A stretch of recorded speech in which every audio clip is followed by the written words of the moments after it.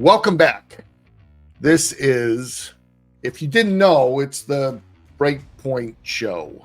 So I'm here with Gleed and Martin, and it's been fun the last 2 weeks. We are looking forward next week to .NET 8 coming out, and we'll talk about that in 2 weeks. So that's going to be in the next episode. But we were talking this morning. Oh, and it's November 7th, 2023. I didn't want to forget that. We were talking this morning about, we have this new version of .NET getting released. But there is so much in all the previous .NET versions and releases and all the previous C# versions. What features do developers not use that they probably should, or at least understand, read about more to help in their development? So we came up with a good list of items that each one of us think. So I'm gonna pick the Geek Chic himself. He's got the stylish hat on, which I like.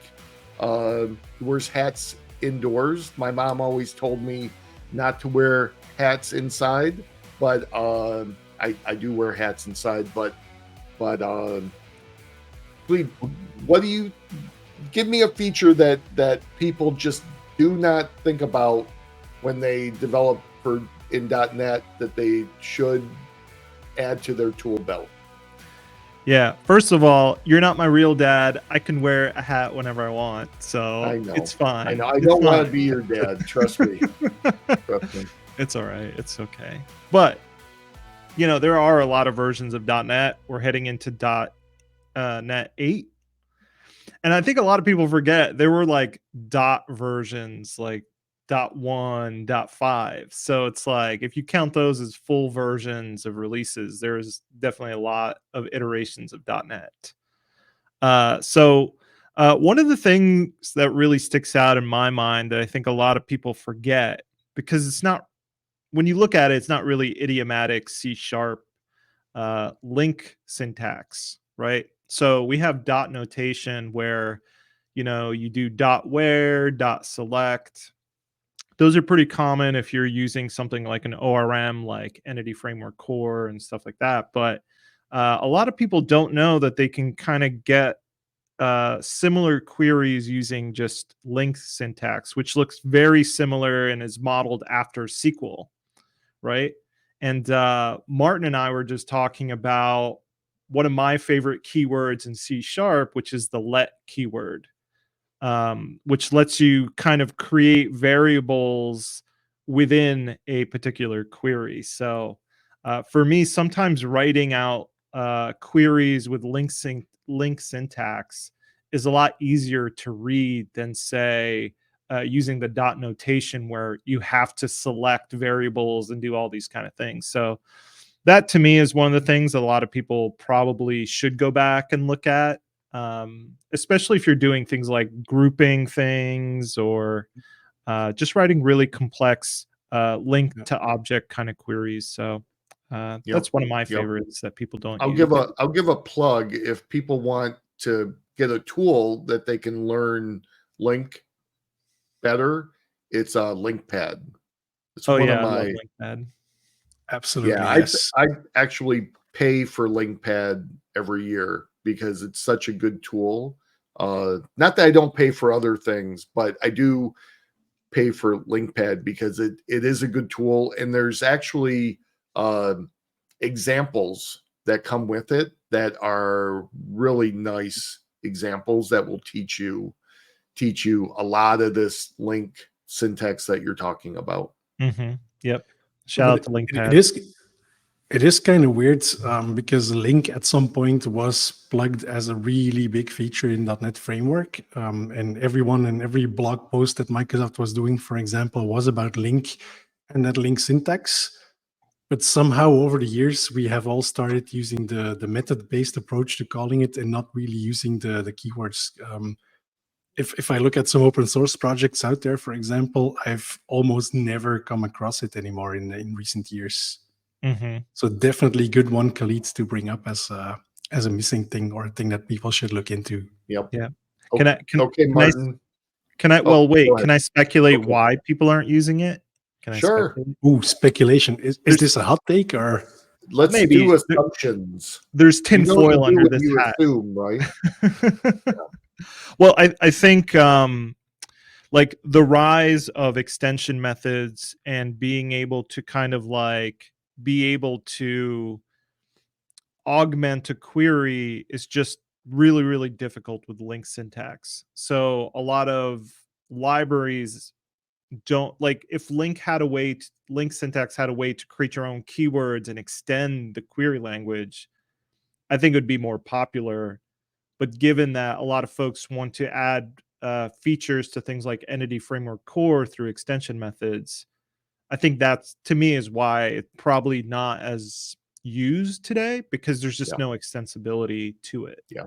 So.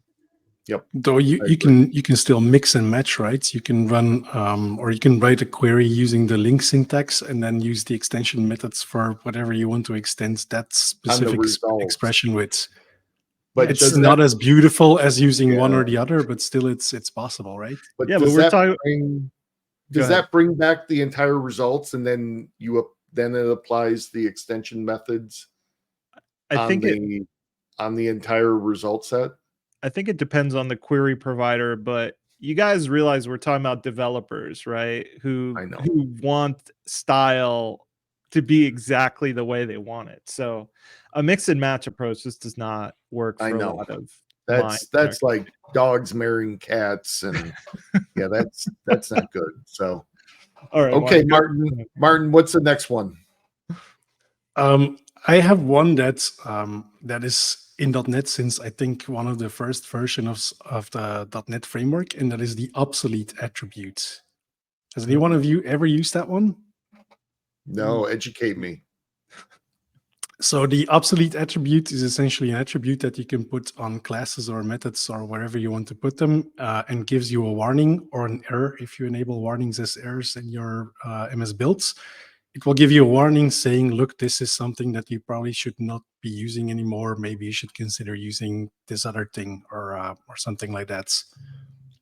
Now, the cool thing is, and I don't think anyone knows about this one, but the obsolete attribute has been updated in, I think, .NET 5 or .NET 6, where you can now also give it a diagnostics ID. So that means if you obsolete a class or a method or whatever, you can give it a number and say, this is in my project diagnostic ID 1 or 2 or 5 or whatever you want to put there. And the cool thing about that is that you can suppress those if needed in your project file and so on. So the obsolete attribute, while it was really meant to mention that you should no longer be using a particular class or methods, using that diagnostic ID, I tend to look into it to also opt into certain features. So to give an example, if you're building a new SDK or new API in your software and you're not yet sure that that's going to be the final form of it, maybe you can put the obsolete attribute there, which is kind of counterintuitive because you're saying obsolete while it is not for obsolescence purposes there. But the cool thing is you can give it a diagnostic ID so that people, when they are using that API, will see their MS build log full of warnings whenever they are using that specific methods, where you say, look, if you are sure that you want to use this, this is fine, but be wary, this might disappear or this might change or whatever. And people can then opt in, so to speak, by suppressing the diagnostic ID for that one so that they acknowledge the message that you have in the code there. That sounds like a good tool, good thing for NuGet people that build NuGet libraries and open source libraries. I was actually thinking now that I was explaining this that I should write a blog post about this. Please do. It would be interesting to put like a sponsor link in one of. No, I'm just joking. Yeah. Let's not go there. All right, Chris. Martin. Okay, What so about you? yeah, Martin, you have any? Are you done with the obsolete? That is the one, and I think Okay, it's one of the cool. underrated things in Well, .NET for sure. we'll come back to your next one in a second. But seeing I'm a data geek and I love EF Core, and I have to give a shout out to the EF Core team. They do a great job. They are an amazing team. I think there's only like 3 or 4 people on the team, and they just kick out some amazing stuff. So just want to give a shout out. But there's so many different features in EF Core that people just don't use. So like DB context pooling. There's a way, like traditionally when you put something in the DI container and you grab something out, so you pull something out when you like say in a constructor. .NET has to hydrate that object and give it to you, and there's some overhead to that. Well, DB context pooling is where the first time a DB context gets created, it will create 32 of your DB context that you set up in your startup, and it will just give you those out of the pool, and it won't need to hydrate them. And the nice thing is too, when you send it back, when it comes back in through the garbage collector, it gets its state cleaned and put back to an original level. So that one. And the other one is, people are always afraid of SQL injection. There is a cool feature called, and it's really long, so bear with me, string interpolation in raw SQL methods. And basically, you can inject a SQL statement with variables, and it will go over not as one giant SQL statement. It will go over as a SQL statement with a variable, and then with go along with the variable that goes along, variables that go along with that link statement that's coming over.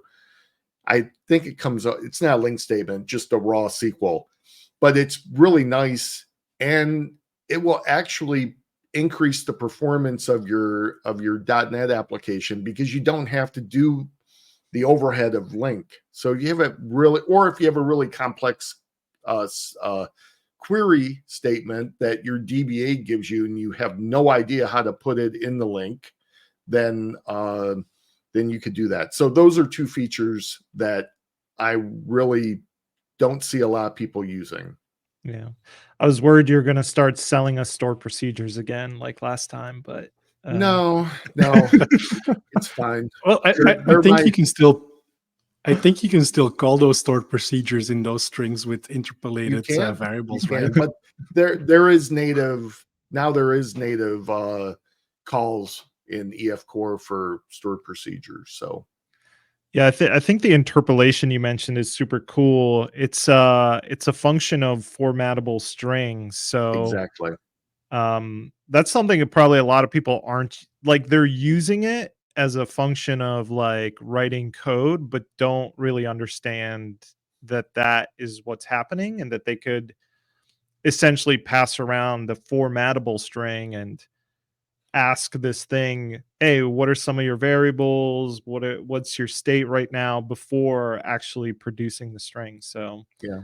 Yep. we got like a twofer out of that Twofer one. on that one. Yeah. Good. It does piggyback on the formatable string feature of C#. So okay, on to the next one. Khalid. Right. Who's going next? Me? Khalid. You. Yeah, Khalid.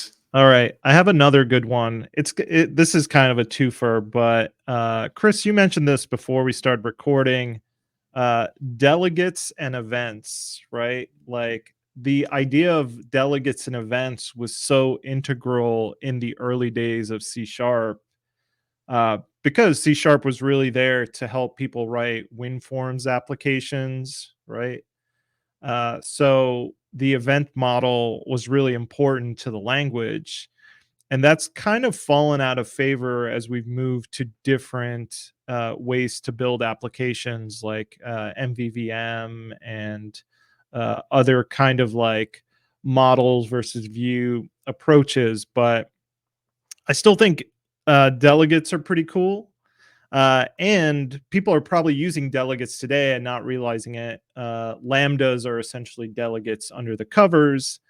And one of the cool things you can do with lambdas is you can kind of chain them together. So you can always use the plus equals syntax to kind of like load several delegates into, say, one variable and then call them, and they'll execute in sequence that you registered them. So that's kind of neat. I don't really see a lot of people using the delegate and event system as much as, in the early days of .NET, and it's kind of fallen out of favor. So yeah. I- Yeah. that is a It cool is one. true. What was that .NET? That was .NET Framework 2.0 or 3.0? It's got to be early, like 2, I would imagine. I think it's Maybe even 2. 1. I'm I thought guessing it was even 2. 1. Yeah. Was it 1 or was it like 1.1 or 1. Like a And update? for folks listening, this was not .NET Core 1.1. This was actually .NET Framework 1. Yeah. Yeah. That was the Steam edition of .NET. You had to go outside, fill the Steam engine, and then get that machine. Oh, I had to get the hamsters going on the treadmill to generate electricity. Yeah. Yeah. That was back in the early days when I think you were really, really cool if you had like a gig of RAM.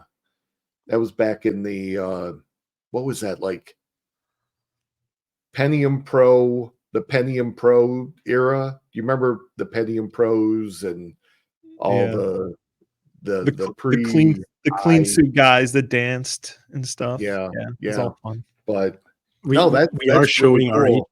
Well, and there's so many different things that are from like .NET Framework 1 and 2 and 3 that people have just forgotten about because there's the new shiny pennies that are newer and get demoed more. But like, go back. I mean, there's just so many hidden gems. Let's hear another one, Martin.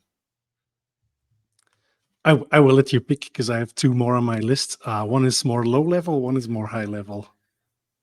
What do you prefer? I like high level stuff. Low level stuff's for nerds. No, I'm just joking. It's not for nerds. It's not for nerds. But I'll do the high level one. I will say ASP.NET Core tag helpers. Oh, I love tag helpers. I'm not sure if everyone listening to the podcast knows about those, but essentially what they let you do is extend an HTML tag in your ASP.NET Core Razor application or MVC application, and either inject more HTML based on whatever is happening in the code, or change the current tag that you are applying the tag helper to. So a good example could be where you have a tag helper that you extend with an attribute where you say, look, when this tag is rendered, please check the security context. And if the user does not have permission, hide the elements. Mm-hmm. That is one that you could do. You could also write an if statement, of course, in your views and so on. But using tag helpers is really nice there because you can edit and change the behavior of the current tag without requiring a full new component or a full partial view or anything like that. So you can essentially extend an existing HTML tag in there. Yeah. I actually use tag helpers for HTMX.NET. For folks who don't know what HTMX is, it's kind of a front-end, back-end library that lets you call the server and then like swap in new HTML elements. But part of the HTMX is having to know the URLs and endpoints that you have to call. And the library uses tag helpers to make it easier to opt into ASP.NET Core's routing model. So instead of having to know what all the paths are to the endpoints that you need to call, you can use the same syntax you would for ASP dash page, ASP dash action, and stuff like that. So that's been super awesome for that library. And I love tag helpers. They're great. Thanks, Martin. You're welcome. I love them as well. It is sad not seeing them supported in Blazor, but maybe we'll talk about that next week when .NET 8 releases. Maybe in one of the upcoming Blazor releases at some point. Tag helpers should be around. Yeah. So I'm gonna skip and let Khalid, because Khalid has quite a few, and I liked his list, so I'm gonna let him go on, so we don't go too long in the episode. So give me the next one. All right, so let's bring it to the future of flying cars and hovering skateboards. A feature that I think a lot of people want to use, but maybe are struggling to use because of like the bar is so high of like needing to understand what's happening. But I think more people want to use it and write their own source generators. So source generators kind of added what in .NET 6, I think. But 6 or 7? I think it was 6. Before. Yeah. Okay. .NET 7 introduced, I think, incremental source generators to kind of help improve performance. I think .NET 8 is going to introduce yet another approach to source generators. Maybe we'll talk about that next time, but source generators are pretty powerful, and I think they're going to be critical for AOT. So ahead of time compilation and kind of getting your apps to compile for native targets. Source generators is kind of probably the best approach for folks if they still want to be able to generate code and use things similar to reflection. But yeah, the barrier to entry to source generators has just been so high. You have to understand abstract syntax trees. You have to like think about code rather than thinking about the object graph, which reflection typically you're thinking about objects at runtime. Source generators, you're dealing with like code, which is kind of a strange mental shift, I think, for a lot of people. And so there are people writing source generators out there, but I don't think it's seen the adoption that I thought it would have, because I think it's just been difficult to write. So I think a lot of people are still holding off using them. So have you folks ever written any source generators? I've tried. They're kind of tough. For me, they always remind me of, remember the old T4 templates? Mm-hmm. They kind of they're kind of the T4 next generation. So when T4s were always kind of like those were always black magic. Not black magic, but kind of a little hard to figure out the whole process. So yeah, gray magic. Gray magic, yeah. So I am gonna steal one that from Khalid, and this isn't really a like features that no one uses anymore. These are features that no one can use anymore, and I think Khalid probably knows what I'm going to be talking about. Mm-hmm. But you know, throughout the years, Microsoft has brought out features in .NET that were tied to features in Visual Studio, and they never, I don't think they have kept up with them, or they just let them die off and go away. Mm-hmm. And there are a few of these kind of like, and I'll name the one that I remember. If people remember the original Entity framework, this is any framework in .NET framework that everyone kind of, the first couple versions they despised. But if you remember EDMX, the EDMX file, you couldn't edit that by hand. It was like this like complex XML file, but you had to have the editor in Visual Studio And I don't know if that editor is still in today's Visual Studio. I think you can see it. I don't know if you can edit the EDMX files anymore. I think you can like visualize it, You can but I don't visualize. know 100%. Okay. Yeah. Yeah. Yeah. Because there's still probably use cases to use EDMX instead of like Poco objects and doing the code first and database first Yeah. ways of going about EF. But yeah, EDMX definitely can't be used in EF core in the new EF core, can it?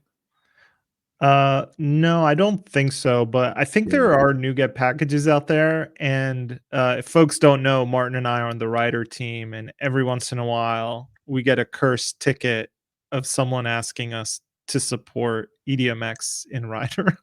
So, For uh, current .NET. we'll just today. Yeah. Oh, yeah. Yeah. I don't know. I'm sorry, folks. Yeah. Is there any other IDE features that got tied to .NET that I you guys I can remember? I have I think two. Workflow Foundation is probably one of those, right? Yeah, that's one. I think that was promising. Like, I still, m- is it workflows just die because they sound like a good idea, but then they become like a maintenance burden? Like, is that what happens with a lot of workflow frameworks? People just, it's just too much to handle because Now they have Kafka. Now they have like independent stuff that they can implement those in. yeah. But yeah, I mean workflows were really, really important, especially if you guys remember like BizTalk. Mm-hmm. BizTalk had a lot of their orchestrations that relied on workflow, and I thought some of that stuff was great because it could isolate kind of steps in your workflow, but yeah, it never seemed to fully take off. Yeah. I think it's like managing and versioning workflows has always been difficult. So like once you realize you've forgotten a step or need to augment the workflow, I think that's where a lot of people were like, maybe we don't want to do this anymore. So oh, I have another one. Uh this is both tied to .NET, but also tied to a long gone Windows version, card space. So if folks who don't remember card space, you would go into your control panel and you would type your identity in, and it would essentially create a token that you could then use to log into like websites right from Windows. So this was even before OpenID, right? Like this was a Yeah, spec. or around the same time. Yeah. Yeah. So card space was a total pain in the butt to work with, but I know there's a lot of card space fans out there that wish we could go back to that. We kind of have in a way. We have like two-factor auth and phones being kind of our authentication mechanisms. So Yeah, text. yeah, maybe card space was ahead of its time. Maybe shouldn't be so harsh on it. Yeah. There were lots of things in .NET that kind of were ahead of its time and just kind of never really took off. But cool. Martin, do Actually, you I have have another? one. Yeah, Yeah, I go have ahead. one more that is Yeah. current, that has been in .NET for a long time. This is the low level one, by the way, but that is super valuable if you have other people on your team or yourself in a couple of months if you don't know the code anymore. And that is the debugger display attributes. I keep talking about attributes, but that one is really cool because it lets you annotate your classes and so on with an attribute where you say, look, if someone is inspecting this object in the debugger, show these properties. And that's super helpful if you have a class, for example, that has some meaningful information, but then also some information that is needed somewhere, but is not super relevant. for most debugging work, you can actually use that attributes to say, look at these properties, and you can still look at the other ones as well. But those two will, or those three, or whatever you put in there, are going to be more visible in the debugger than the other ones. And related to that, there's a couple of other ones. There's the debugger browsable and debugger hidden attributes, where you can also say, look, when someone is stepping through, don't even show this thing, because it's definitely an internal implementation detail, and you should not be showing this one. Mm-hmm. Yeah, That's awesome. good. I forgot about that. Yeah. Well, I don't write bugs, so I never really have to run. Yeah. That does help. That does help. So, Yeah. well, cool. Is there anything else? Does anyone have any last minute items they want to talk about? Cool. No. Well, we're all excited for .NET 8 and C# 12 coming out next week. So there's quite a few good features coming out with that, and that tag into a lot of the new paradigm kind of frameworks that people use or are using or should be using. So we'll talk about those in 2 weeks when we come back for another episode of the Breakpoint Show. But yeah, I can't think of anything else. Anyone have anything to plug? No, I mean, Nothing to plug. I would No. say, if you're watching this on YouTube or any of the channels where you can like and subscribe things, this is your cue. Yep. Like and subscribe. Go down there, like it, subscribe. We're actually getting quite a few. It's nice. I get emails when people subscribe on YouTube, and we get maybe 5 to 10 a week. all right. So hockey stick I was growth, just yeah. gonna say it takes you 7 hours in the morning to just plow through all of the emails, right? Oh yeah, it takes me. It's like a full-time job to answer all do all the comments on the Right. website and on YouTube. But We're getting, no, it is nice to see people subscribing and yeah, and it's just nice to have you guys. And our next episode will be just after .NET, but it'll be right at Thanksgiving, so we'll have lots to be thankful for. Do they have Thanksgiving in Belgium, Martin, or something we like don't. it? We don't. No, No. you they don't guys have don't. anything. They don't have anything to be They thankful don't. for, not in Belgium. In Belgium, they don't really care about giving thanks. So No. We just consume, and that's it. We don't really care about that. exactly. So, but yeah, I'll be at VS Live next week with a bunch of other .NET people. So, and then we found out Martin and I will be in Montreal in February at ComFu. So I'm looking forward to that. Very much looking forward. Sharing a beer. I gave up beer to the end of the year. So all I'm drinking now is diet sodas mixed with spirits, like mostly bourbon and stuff like that. So Healthy. whiskeys. It's a So healthy choice. what? Said it's the healthy choice. Spirits. Trying. Yeah. Let's put, instead of sugar, and carbs, let's put artificial sweeteners into my body. So I think either way you're harmful to your body. But well, cool. Well, thanks everyone again. Like, let us know. We're always looking for new topics, like ideas that you want us to talk about. We will run out at some point in the future topics, so maybe not. But Idea machine. we just want to thank everyone. We really appreciate the kind words that people say on social media. We are out on all the social media platforms. And yeah, so this will be coming out tomorrow. Sure. November 8th. It should be released, so people can listen to it before next week for .NET Conf, and go listen and watch .NET Conf next week. Microsoft has a great lineup of speakers and topics that are going to be talking about all the new goodness coming out in .NET 8 and C# 12. So you guys want to say goodbye? Sure. Say Bye. goodbye. Bye, everyone. Bye. Yeah.